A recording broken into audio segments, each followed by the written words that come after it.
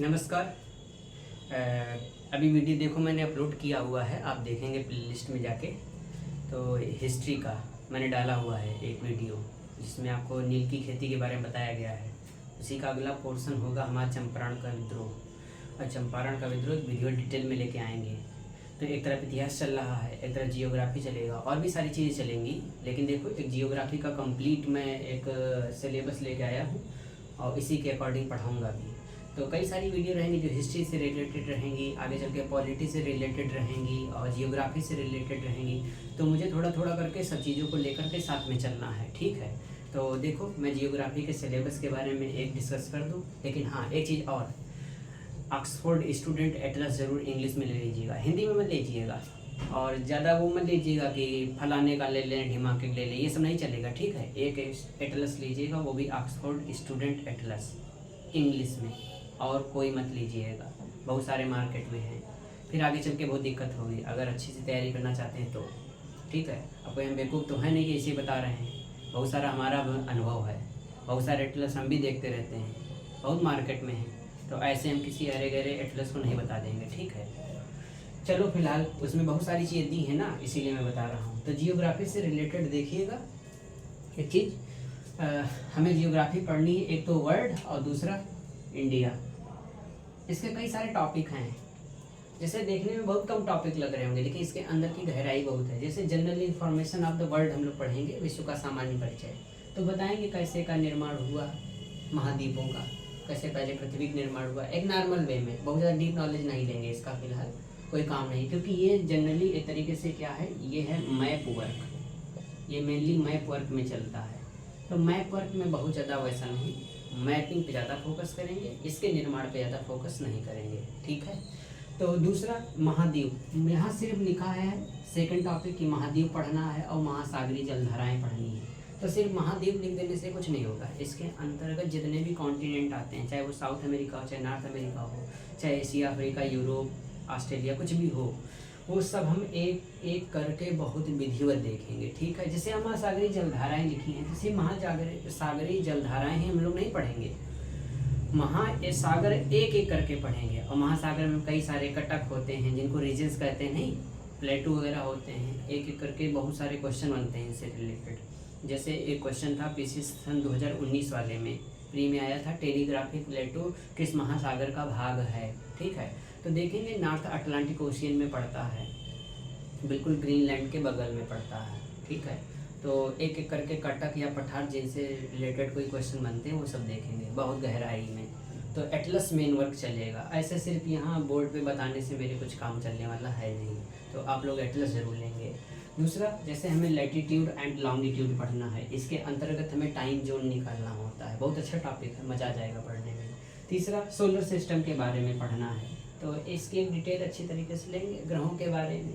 उसके बाद structure of the earth, पृथ्वी की संरचना के बारे में बात करेंगे।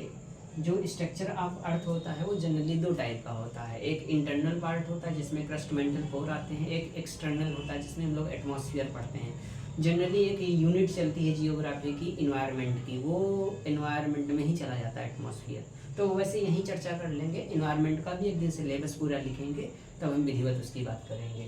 उसके बाद क्लाइमेट हम लोग पढ़ेंगे और लोकल विंड्स, जो भी जितने महाद्वीप की चलती हैं, ठीक है, कौन कौन चलती है। अपने देखो लू चलती पाकिस्तान से क्षेत्र से होते हुए, नहीं अपने राजस्थान की ओर आती है।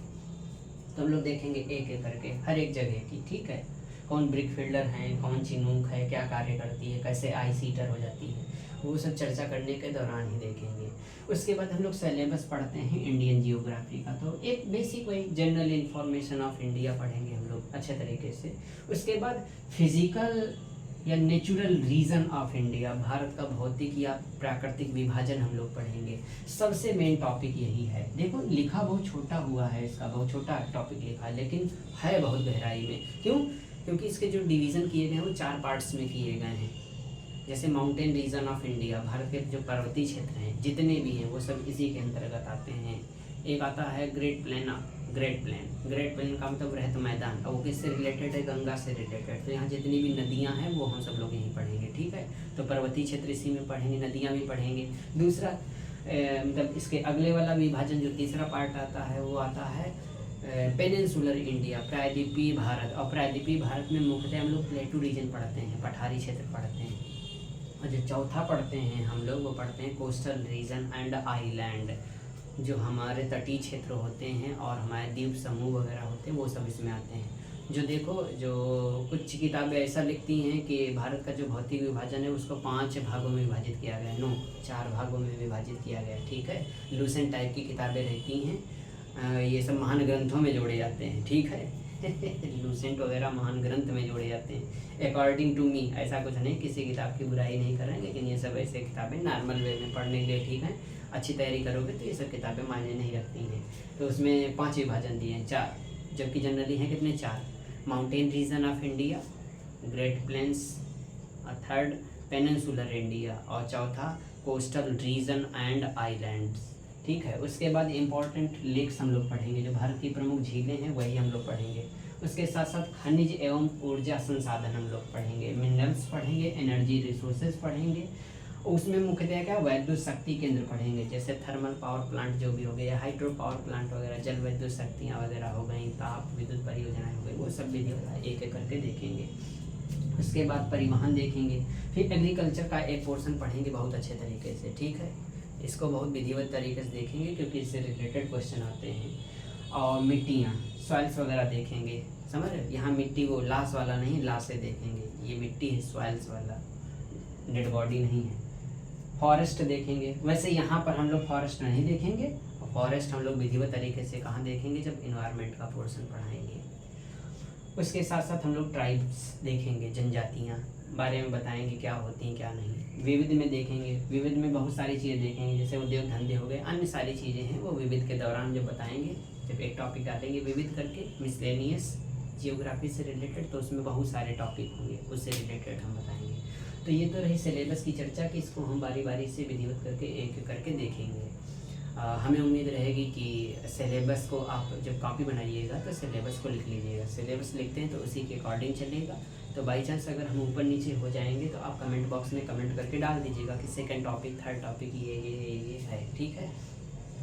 तो उम्मीद है सिलेबस आप लोग लिख लेंगे। अच्छा, जब ऑनलाइन देखते हो तो कोई दबाव तो रहता नहीं है, मान के चलो कि दबाव है। अच्छा, ऑफलाइन होता तो क्या आपकी हिम्मत थी कि न लिख पाते? अरे मैं जो कहता वही लिखना पड़ता।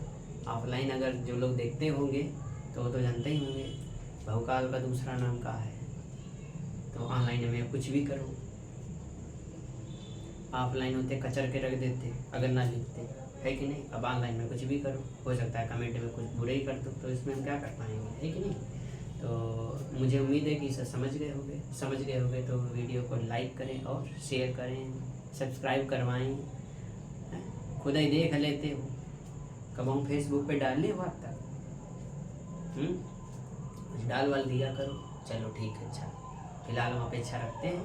और अगला जो वीडियो लाएंगे वो हम चंपारण के विद्रोह से रिलेटेड लाएंगे, और उसके तुरंत बाद हम लोग यहीं से उठाएंगे विश्व के सामान्य परिचय से। तो मुझे उम्मीद रहेगी तब तक आप लोगों के पास एड्रेस ज़रूर आ जाएगा, ठीक है। चलो ठीक है, यही उम्मीद करते हैं। बाकी तुम जानो, तुम्हारा काम जाने। धन्यवाद।